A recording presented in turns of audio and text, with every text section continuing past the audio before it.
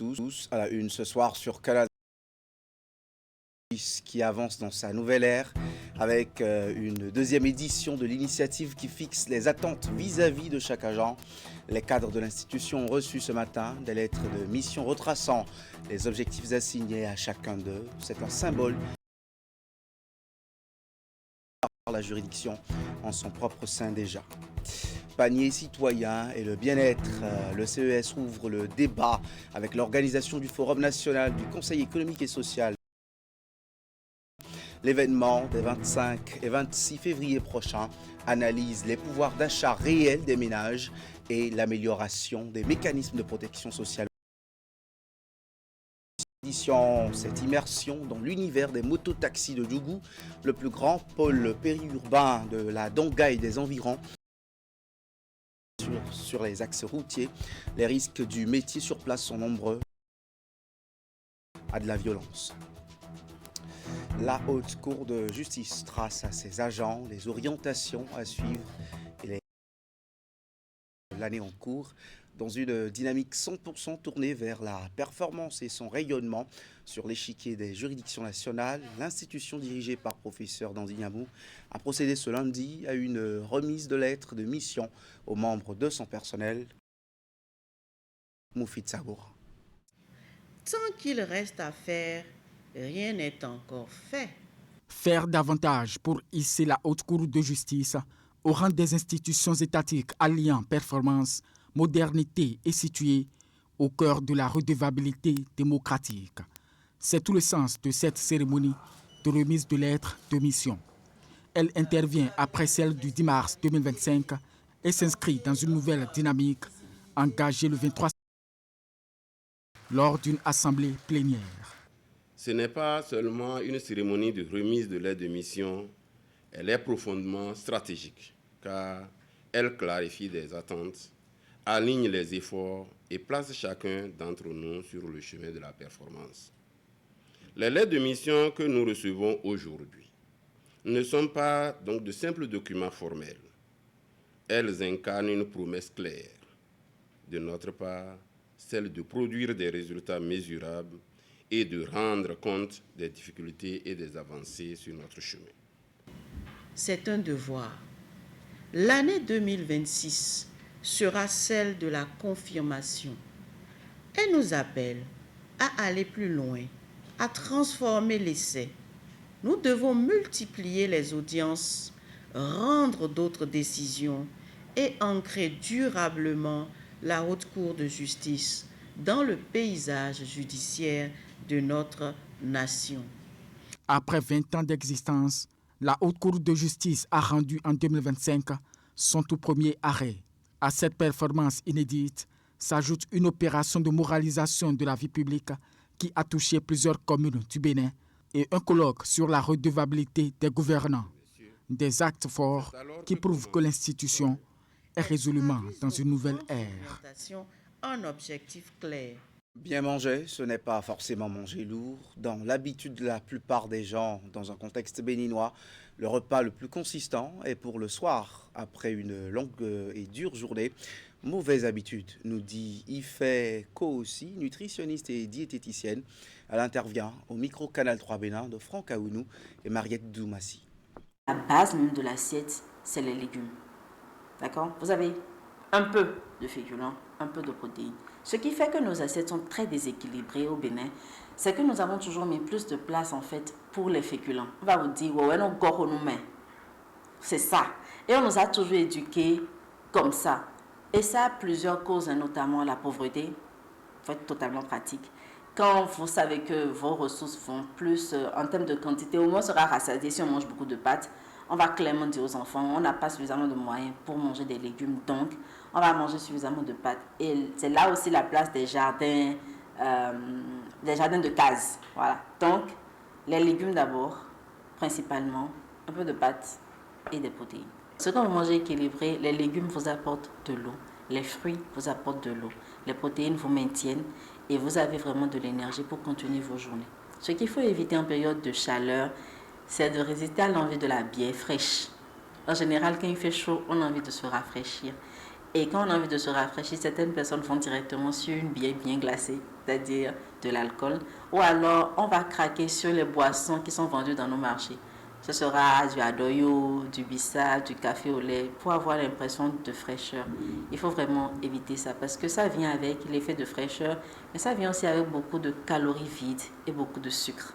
Donc, en voulant se rafraîchir, il ne faut pas qu'on apporte encore de la surcharge calorique, et notamment, qui dit surcharge calorique dit surpoids, obésité, et qui dit obésité dit tout le nid pour les maladies chroniques, notamment le diabète, l'hypertension artérielle et leurs complications. Après un ou plusieurs repas, le ventre commence à gonfler chez certaines personnes, provoquant une sensation de ballonnement. Pour d'autres, cette réaction serait due à la consommation des fruits après le repas. Mais pour la nutritionniste, il n'en est rien, elle explique. Déjà, certaines personnes disent en fait dans leurs vidéos, dans leur communication, que les fruits, ça se fermente, ça fait des gaz, ça crée des ballonnements. Franchement, c'est une affirmation totalement, je ne vais pas dire fausse, mais ce n'est pas une affirmation vraie, scientifique. Parce que les fruits sont des aliments qui sont à consommer tous les jours en portions. On recommande 2 portions de fruits par jour. Je corrige à chaque interview. Ce n'est pas 5 fruits et légumes par jour, c'est 5 portions de fruits et légumes par jour à raison de 3 portions de légumes et 2 portions de fruits. La portion est équivalente à 80 à 100 grammes. Donc, les fruits sont à consommer parce qu'ils contiennent des antioxydants, parce qu'ils contiennent des éléments très importants pour notre organisme, généralement les vitamines, les minéraux, de l'eau, des antioxydants qui vont permettre de libérer l'organisme. Donc, on va mettre les fruits et légumes généralement dans les aliments qui protègent l'organisme. Ils vont renforcer notre système immunitaire, ils vont apporter de la vitamine C, tout plein de vitamines que ne nous apportent pas les aliments toujours cuits. Donc, ces aliments-là sont à privilégier dans notre organisme, dans notre alimentation de tous les jours. Ils sont très utiles pour nous et ils ne sont pas corrélés. C'est aussi qui dépassent les normes. Les choses qu'il faut faire, c'est de faire de l'activité sportive, réduire la consommation alimentaire et perdre du poids, d'abord. Ensuite, inexpliqué. C'est-à-dire que quand vous mangez, vous voyez que votre ventre, il devient gros, vous ne digérez pas, vous avez de la lenteur à digérer.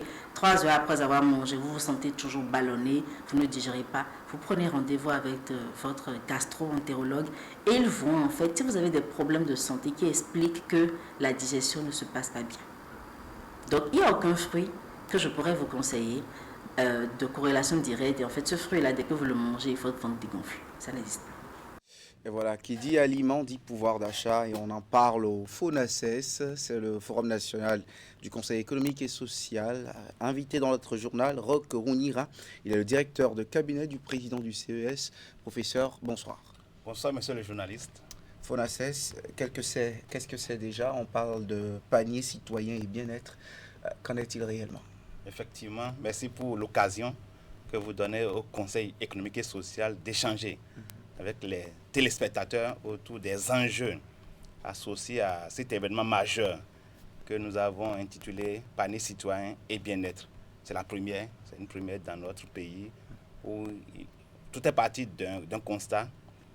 Cette 7e mandature a été mise en place par le chef de l'État autour de février 2025. Dès avril, on est allé sur le terrain puisque nous avons un rôle majeur aujourd'hui de dialogue, de pont entre les dirigeants et la population. Et partout dans le pays, des préoccupations ont émergé. Au nord, l'insécurité, la transhumance. Ailleurs, c'est le chômage des jeunes. Mais partout, il y a une constante, coût de la vie. Donc, conformément à ces prérogatives, les conseils se sont autosaisis de cette thématique, coût de la vie, cherté de la vie, l'ont étudié. Il y a eu des consultations, des enquêtes de terrain, etc. Et finalement, nous avons décidé d'en faire un enjeu majeur d'échange avec les différentes composantes de notre société. D'où ce forum que nous organisons les 25 et 26 février prochain, donc mercredi et jeudi prochain, au Novotel Hôtel de Cotonou. Et qui seront là? Qui sont ces acteurs? On lira beaucoup de chiffres sur le panier de la ménagère. C'est ça ou il y aura réellement un constat, sinon l'évidence de ce qu'il se passe dans les assiettes des béninois? Nous avons invité 250 personnes en présentiel, mais près de 2000 personnes en ligne. Donc c'est ouvert, beaucoup d'inscriptions ont été déjà enregistrées. Où il est question pour nous de faire une rupture avec ce qu'on appelle panier de la ménagère. Parce que maintenant, il s'agit de panier du citoyen. Le panier de la ménagère, vous et moi, nous allons au marché, nous achetons, nous consommons. C'est classique. Mais le panier du citoyen a une approche plus résiliente. Qu'est-ce que les Béninois doivent consommer pour contribuer à l'économie du Résiliente pays? pour dire qu'on a déjà mal à manger ou... Oui, parce que quel choix les Béninois doivent faire lorsqu'ils vont désormais sur le marché? Nous avons les produits de saison qu'il faut privilégier, par exemple.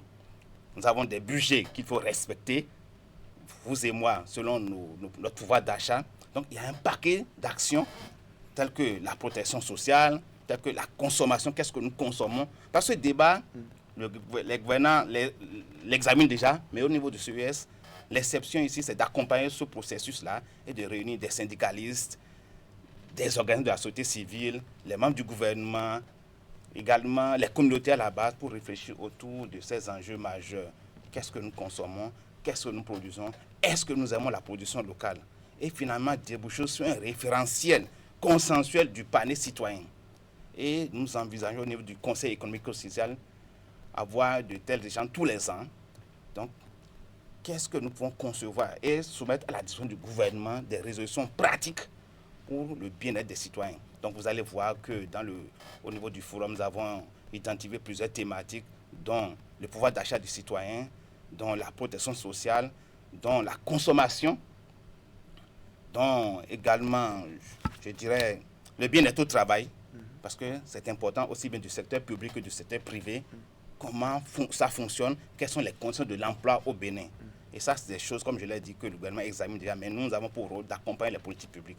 C'est à ce titre que nous avons... De façon concrète, dans les retombées pour ces différents Béninois, il y aura quoi à l'issue de ces discussions de mercredi et jeudi? Ce sera votre mot de la fin. Oui, donc instituer d'abord un dialogue permanent, annuel, avec tous les acteurs, d'identifier ce qu'on appelle panier du citoyen au Bénin, donc un référentiel consensuel que nous allons dégager, que ce soit par rapport à la santé, par rapport à l'éducation, par rapport au transport, et de façon à ce que les gouvernements puissent accompagner cette façon de comprendre et déboucher sur des politiques publiques plus résilientes. Résister au choc, vous avez compris, le choc pétrolier, la guerre en Ukraine, nous avons eu tellement de retombées négatives sur ça, mais le CS peut contribuer à une meilleure approche plus résiliente de ces questions-là, en appui aux politiques publiques. C'est exactement ça. Merci à vous, professeur Roch Ourinha. Je rappelle, vous êtes le directeur de cabinet du président du Conseil économique et social. Nous avons parlé du FONACES, ce forum national du Conseil économique et social qui se tient mercredi et jeudi à Cotonou. Eh bien, l'ONG Promo Éducation et Loisirs a organisé dans la commune de Semekpodji un examen blanc à l'intention des candidats au brevet d'études du premier cycle et au baccalauréat, une simulation en conditions réelles pour évaluer leur niveau et préparer efficacement aux examens de fin d'année. Le point du lancement de cet examen blanc dans ce compte-rendu. Ambiance studieuse et silence rigoureux dans les salles de composition pour cet examen blanc grandeur nature organisé par l'ONG Promo Éducation Loisirs. À travers cette initiative, l'ONG Promo Éducation Loisirs offre aux candidats au BEPC et au baccalauréat de la commune de Semekpodji un cadre d'évaluation crédible conforme aux conditions réelles d'examen. Dans le souci de réduire le taux d'échec aux différents examens, et préparer les candidats, les tester, les entraîner et leur permettre de vivre par anticipation ce qui les attend le jour de l'examen national que nous avons initié et depuis plusieurs années et sur ces examens blancs communaux. Bien plus qu'un simple exercice académique, cet examen blanc se veut un véritable révélateur de niveau. L'examen blanc, c'est une évaluation à mi-parcours. Et ça nous permet de connaître et de voir un peu le niveau des apprenants. Et ça nous permet aussi d'amener les apprenants à corriger ce qu'il faut corriger et à voir d'autres choses qui pourraient peut-être sortir au niveau des examens nationaux. C'est une remise en cause. Ça fait partie des éléments qui améliorent les performances des établissements publics et privés dans la commune de Semekpodji. Et l'occasion pour moi de féliciter l'ONG, de l'encourager, parce qu'en réalité, les examens blancs forment les élèves Cet examen blanc communal, qui est à sa 15e édition, s'inscrit dans une dynamique constante de promotion de l'excellence scolaire, une valeur cardinale que défend et promeut l'ONG Promo Éducation Loisirs. Dans les ateliers de coiffure hommes-dames, un danger invisible se cache parfois. Le manque d'hygiène dans des matériels utilisés au quotidien, peignes, tondeuses, rasoirs et bien d'autres. Ces outils sont-ils réellement désinfectés entre deux clients? La question est adressée à quelques artisans qui opèrent au quartier Ménontin à Cotonou. Les stratégies utilisées pour désinfecter les matériels ne sont pas toujours les mêmes, disent-ils à Teddy Goudalor et Henri Ganti. Au salon de coiffure, on trouve une variété d'instruments de travail. La tondeuse, le rasoir, le peigne, le séchoir et la liste est exhaustive. Leur entretien paraît indispensable pour la santé des clients. La plupart des artisans rencontrés disposent d'une technique particulière pour maintenir l'hygiène autour de ces outils. Moi, j'ai opté à ceci. La démonstration, vous allumez comme ça et lorsque vous passez ça sous les dents, tout ce qui a comme microbe là est brûlé. Vous faites ça pendant 1 minute ou plus, c'est fini. Quand vous finissez avec un crayon, jetez la lame utilisée. Si le client choisit l'alcool, vous nettoyez ça avec l'alcool. S'il est d'accord avec la brûlure, vous brûlez d'abord devant lui avant de commencer par le service. Aiguille là, on prend alcool avec coton, on essuie ça. Parfois on vend ça sans fond, on travaille et les clients emportent ça à la maison. On arrange de telle manière que ça ne pique pas les clients. Bon, les séchoirs, il est fait là. Nous aussi, on ne fait pas ça là. On a les techniciens qui viennent pour entretenir ça là. Selon ces professionnels de la coiffure, le manque d'entretien des matériels de travail entraîne la présence des microbes, non seulement sur les matériels, mais aussi dans leurs ongles. Le manque d'hygiène serait également la source des acnés qui se présentent souvent au menton et au bas de la nuque. Suissant n'entretient pas le matériel de tresse. Je fréquente le coiffeur de mon quartier et fais l'entretien avec de l'alcool. L'atelier même, c'est aussi propre. Et les fauteuils sur lesquels on s'assoit, il nettoie ça proprement un peu avec de l'eau de javel. La plupart du temps, moi, je lave ma tête à la maison parce qu'elles font aussi économie. Que nous disons, elles vous utilisent ça juste pour pouvoir réduire le coût à leur niveau. Elles enlèvent le peigne, elles vous foutent ça dans le cheveux de venir. Vous connaissez votre hygiène de vie, vous connaissez l'entretien que vous faites à vos cheveux. Moi, souvent, les aiguilles, je les apporte moi-même. Pour les clients, il s'agit donc d'une question de santé publique et les acteurs de ce métier ont l'impérieux devoir de prendre soin de leur matériel au jour le jour. Allons à présent à la rencontre des mototaxis de Djougou. Comme dans les grandes villes du Bénin, ces émigrants, comme on les appelle, contribuent au déplacement des personnes de la ville de Djougou. C'est un métier utile pour les usagers de la route, mais assez éprouvant pour les conducteurs eux-mêmes. Entre accidents, voici le reportage de Ulrich Gaba. Comme dans toutes les villes du Bénin, les appelés de choix dans le transport des personnes dans la ville de Djougou. Sur les carrefours et bien d'autres points stratégiques de la ville, ils sont toujours à l'affût de la clientèle. Un client avec lequel faire rapidement des courses moyennes. C'est le quotidien de ces hommes en uniforme. Dès qu'il a commencé ce métier-là, ça veut dire qu'il est dans ce métier. Pourquoi il a choisi ce métier? Il faisait les travaux forcés de gauche à droite sans gain. De cause bon. Avec ça, c'est quelqu'un d'autre qui l'a dit bon. Dès que tu fais des travaux forcés, c'est pas, il ne vole pas. Hein. Il a les travaux forcés, des tricycles, des pousse-pousse. Avant c'était pousse-pousse, c'est pas tricycle, c'était les pousse-pousse. Il faisait ça, bon, quelqu'un l'a dit bon. Si tu avais pris la moto là, comme travail payé, tu n'as pas s'en sortir. C'est de là qu'il a pris la moto là, travail payé, une vieille moto. Avant qu'il ne s'en sorte, il va filer l'argent là, la moto là, est déjà pourrie. Pour cela, avant qu'il va encore revendre la moto là, il a encore acheté une autre moto pour que ça serait le complément de l'ancien. Avant qu'il ne finisse c'est les difficultés qui s'en chargent. Jamais loin des gares routières et autres parcs de stationnement ou d'arrêt de bus, les émigrants circulent de jour comme de nuit. Ces facilitateurs de transport côtoient en permanence les dangers de toutes sortes.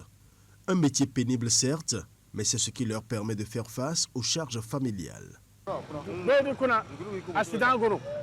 Des malheurs dans le travail parce que on nous tue, on nous poisonne, on nous tape les marteaux sur la tête.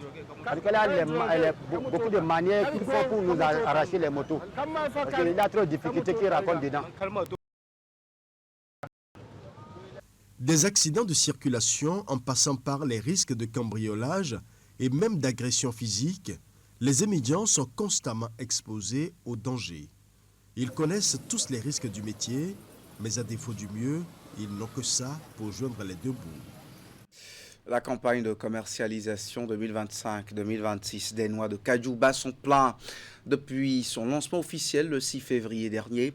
Producteurs, acheteurs et autres acteurs de la chaîne de valeur investissent depuis quelques semaines le marché, mais les espoirs de bonne récolte, la guerre de prix et le respect des textes encadrant la filière s'entremêlent déjà en ces premières heures de la campagne à Parakou. Jacques Degbé et Socrate Anantolé.